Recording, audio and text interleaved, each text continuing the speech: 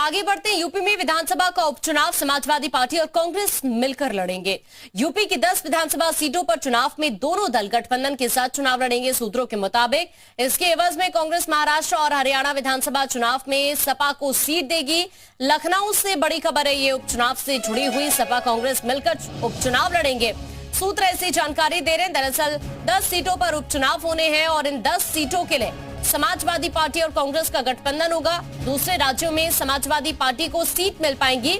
शायद यही सोचते हुए ये अखिलेश यादव इन 10 की 10 सीटों पर उपचुनाव में गठबंधन करने जा रहे हैं एक बार फिर से कांग्रेस के साथ। यानी आपको ये बताएं कि इन 10 सीटों पर दोनों पार्टी मिलकर चुनाव लड़ेंगी। महाराष्ट्र हरियाणा में भी अब इसके अलावा कांग्रेस सीट देगी समाजवादी पार्टी को। लोकसभा में तीसरे नंबर की पार्टी है सपा।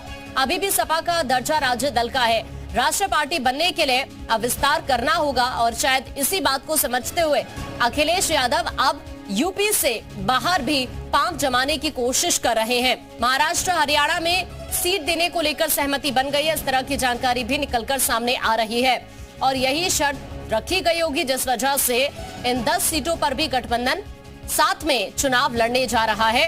अपडेट इस वक्त ये सामने आ रहा है। उपचुनाव भी समाजवादी पार्टी और कांग्रेस साथ में लड़ने वाले हैं उत्तर प्रदेश के अंदर इन 10 सीटों पर। हालांकि इस तरह की जानकारी भी सामने आ रही है कि अब जो अन्य राज्य हैं महाराष्ट्र या हरियाणा, वहां पर भी कांग्रेस अब समाजवादी पार्टी को सीट देगी। तुषार इस वक्त हमारे साथ जुड़ रहे हैं लखनऊ से। तुषार, अखिलेश यादव ये समझ चुके हैं कि अगर उत्तर प्रदेश से बाहर निकलना है तो उन्हें अभी कांग्रेस की जरूरत है और इसीलिए उपचुनाव में भी शायद ये फैसला लिया गया है कि वो गठबंधन के तौर पर ही चुनावी मैदान में होंगे। देखिए, पूरे अगर देश की बात करें तो जो समाजवादी पार्टी है तीसरे नंबर की सबसे लार्जेस्ट पार्टी है।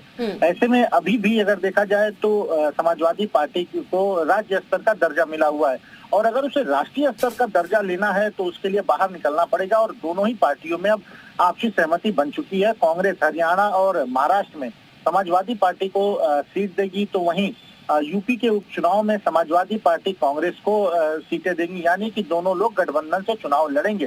देखिए, जिस तरह से परफॉर्मेंस रहा समाजवादी पार्टी का और कांग्रेस का यूपी में लोकसभा चुनाव में, तो इसके बाद जो स्थितियां बनी, दोनों लोगों में उत्साह काफी देखने को मिला है और दोनों ही पार्टियां अब अपने अपने जो फ्यूचर हैं, जो भविष्य है 2027 को लेके चुनावी जुगत में जुट चुकी हैं और यही वजह है कि दोनों ही पार्टियां अब जो रणनीति है वो काफी फूक कर बना रही है और अब समाजवादी पार्टी देखिए बाहर भी चुनाव लड़ेगी, हरियाणा और महाराष्ट्र में भी चुनाव लड़ेगी और उपचुनाव में कांग्रेस को भी सीटें यूपी में समाजवादी पार्टी देगी।